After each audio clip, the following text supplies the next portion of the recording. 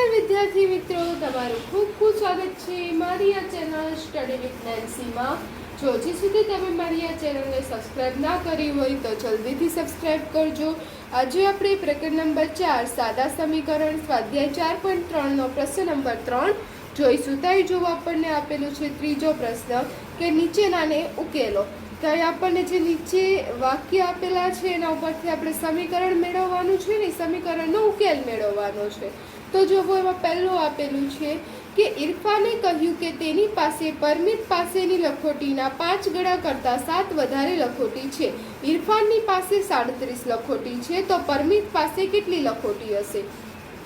કે જે ઇરફાન કહે છે કે જે પરમિત પાસેની લખોટીના ઇરફાને કહ્યું કે તેની પાસે એટલે કોની પાસે? ઇરફાનની પાસે। પરમિત પાસેની જે લખોટી છે એના કરતાં 5 ગણા છે અને એ 5 ગણામાં 7 વધારે છે, તો ઇરફાન પાસે 37 લખોટી છે।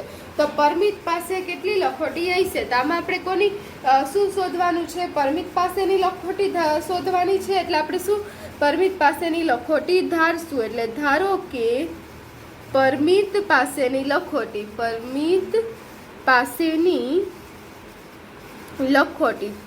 પાસેની લખોટી બરાબર આપણે કેટલી ધારી લીધી? x ધારી લીધી, બરાબર x છે।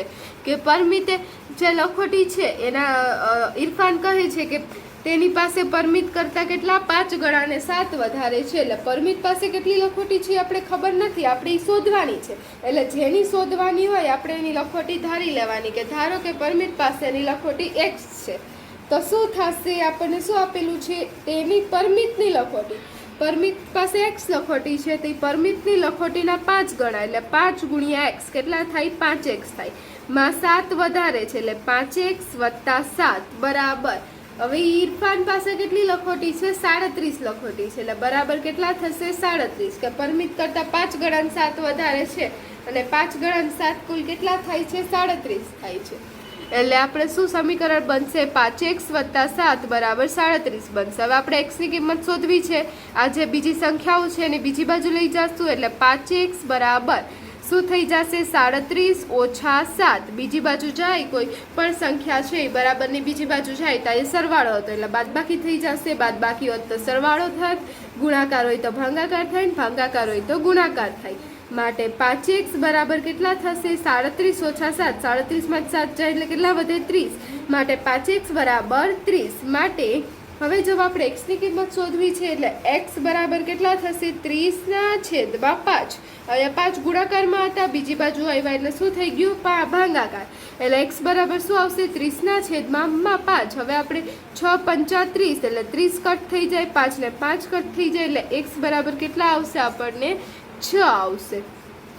તો x બરાબર 6 એટલે x શું હતું? પરમિત પાસેની લખોટી। આપણે પ્રશ્નમાં પૂછ્યું તો પરમિત પાસેની લખોટી કેટલી હશે?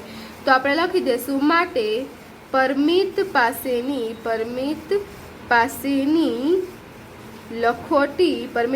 લખોટી આપણે x થઈ હતી એટલે પરમિત પાસે તેની લખોટી x બરાબર 6 થશે।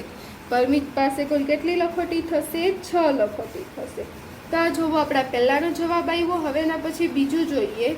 તો જોવો હવે આપણને બીજું આપેલું છે કે લક્ષ્મીના પિતા 49 વર્ષના છે, તે લક્ષ્મીની ઉંમરના 3 ગણાથી 4 વર્ષ મોટા છે, તો લક્ષ્મીની ઉંમર કેટલી હશે?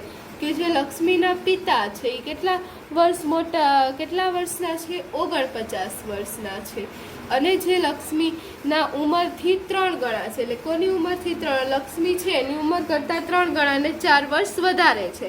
તો હવે જો લક્ષ્મીની ઉંમર કેટલી હશે? આમાં આપણે શું શોધવાનું છે? લક્ષ્મીની ઉંમર શોધવાની છે। લક્ષ્મીની ઉંમર આપેલી નથી એટલે આપણે લક્ષ્મીની ઉંમર ધારશું। એટલે ધારો કે લક્ષ્મીની ઉંમર આપણે જે શોધવાનું હોય એને આપણે ધારી લેવાનું। એટલે ધારો કે લક્ષ્મીની ઉંમર બરાબર કેટલા થશે?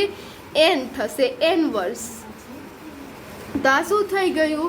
લક્ષ્મીની ઉંમર n આપણે થઈ ગઈ। તો જે લક્ષ્મીની ઉંમર છે એ કેટલી છે? એ લક્ષ્મીની ઉંમરના એના પિતાની ઉંમર લક્ષ્મીની ઉંમરના 3 ગણા છે એટલે 3n। માટે 3n એના કરતાં 3 ગણાથી 4 વર્ષ મોટા છે એટલે 3n વત્તા 4 બરાબર, અને એના પિતા 3n વત્તા 4 છે તે સાથે કેટલા વર્ષના છે? 49। એટલે 3n વત્તા 4 બરાબર કેટલા થશે? 49।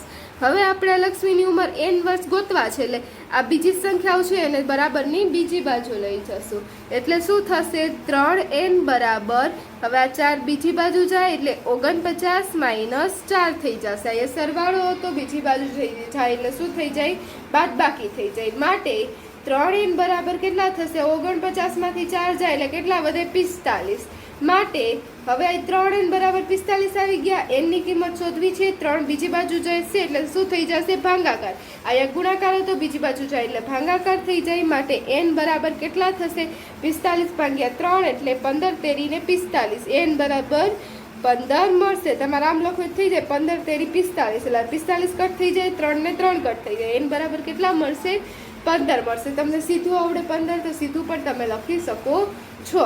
હવે આપણને શું પૂછ્યું હતું, લક્ષ્મીની ઉંમર પૂછી હતી એટલે આપણે લખી દઈશું, માટે લક્ષ્મીની ઉંમર બરાબર, લક્ષ્મીની ઉંમર કેટલી થશે 15 વર્ષ, લક્ષ્મીની ઉંમર બરાબર 15 વર્ષ। તો આ જોવો આપણે બીજા દાખલાનો જવાબ આવ્યો, આના પછીનો ત્રીજો દાખલો જોઈએ।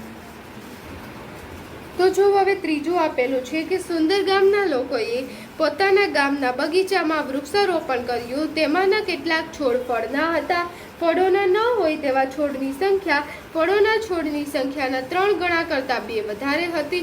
જો ફળોના ન હોય તેવા છોડની સંખ્યા 77 હોય તો ફળોના છોડની સંખ્યા કેટલી હશે, કે સુંદર ગામના જે લોકો હતા એણે બગીચામાં વૃક્ષારોપણ કર્યું, પછી તેમાંના કેટલાક છોડ ફળના હતા, તેમાં કેટલાક છોડ કેના હતા ફળના હતા, અને કેટલાક છોડ ફળ ન હોય એવા હતા। જો તેવા છોડની ફળો ના હોય તેવા છોડની, જેમાં ફળ નથી એવા છોડની સંખ્યા ફળોના છોડની સંખ્યા કરતાં 3 ગણા કરતાં 2 વધારે છે। જો ફળોના ન હોય તેવા છોડની સંખ્યા 77 છે તો ફળોના છોડની સંખ્યા શોધો, કે આપણે ફળોના છોડની સંખ્યા શોધવાની છે, તો જેની આપણે સંખ્યા શોધવાની હોય એને આપણે શું કરી લેવાનું, ધારી લેવાનું, કે ધારો કે જે ફળોના છોડ છે, ધારો કે ફળોના છોડની સંખ્યા બરાબર, ફળોના છોડની સંખ્યા આપણે n ધારી લઈએ તો બરાબર n m છે, કેટલા છે, ધારો કે ફળોના છોડની સંખ્યા કેટલા m છે, તો હવે આપણને આપેલું છે કે છે ફળોના છોડની સંખ્યાના, કે ફળોના છોડની m છે એ m સંખ્યાના 3 ગણા કરતાં 2 વધારે છે, કોણ, કે છે ફળો ન હોય તેવા ઝાડ, તો માટે શું થઈ જશે 3 ગણા કરતાં 2 વધારે છે એટલે 3m વત્તા 2 થઈ જશે બરાબર, હવે કુલ કેટલા હતા 77, એટલે 3m વત્તા 2 બરાબર કેટલા થઈ જશે 77, તો આપણું આ સમીકરણ બની ગયું। હવે એમાં આપણે કોની કિંમત, એમની કિંમત શોધવી છે, એટલે આ બધી જ સંખ્યાઓને બીજી બાજુ લઈ જશું, બીજી બાજુ સંખ્યા જશે એટલે શું થઈ જશે, અહીંયા વત્તા 2 હતા બીજી બાજુ થઈ જાય એટલે શું થઈ જાય -2, 3m બરાબર 77 માઇનસ 2 બરાબરની બીજી બાજુ જાય એટલે પ્લસનું માઇનસ ને માઇનસનું શું થઈ જાય પ્લસ થઈ જાય। તો હવે જો 3m બરાબર, હવે 77 માંથી 2 જાય એટલે કેટલા વધે 75, માટે હવે એમની કિંમત શોધવી છે, 3 ને બીજી બાજુ લઈ જઈએ એટલે 75/3, માટે m બરાબર કેટલા આવે 75 ભાગ્યા 3 એટલે 25 તેરી ને 75, આમ તમારે છેદ ઉડાડીને કરવું હોય તામ પણ 25 તેરી 75 એટલે 75 કટ થઈ જાય, 3 ને 3 m બરાબર કેટલા મળે 25, તો આપણને એમની કિંમત મળી ગઈ। એમ શું હતા ફળોની છોડની સંખ્યા, તો આપણને પૂછેલું હતું ફળોના છોડની સંખ્યા કેટલી હશે, તો આપણે લખી દેવાનું, માટે ફળોના છોડની સંખ્યા ફળોના છોડની સંખ્યા બરાબર કેટલી થશે, ફળોના છોડની સંખ્યા 25 થશે। તો આ જો આપણા ત્રીજા દાખલાનો જવાબ આવ્યો ને અહીં આપણો જે પ્રશ્ન નંબર 3 હતો તે પૂર્ણ થાય છે। જો તમને વિડીયો પસંદ આવ્યો હોય તો લાઈક શેર સબસ્ક્રાઈબ કરજો। જો હજી સુધી તમે મારી આ ચેનલને સબસ્ક્રાઈબ ના કરી હોય તો જલ્દીથી સબસ્ક્રાઈબ કરજો, જેથી તમને મારા બધા જ વિડીયો સૌથી પહેલાં મળી રહે। Thanks for watching.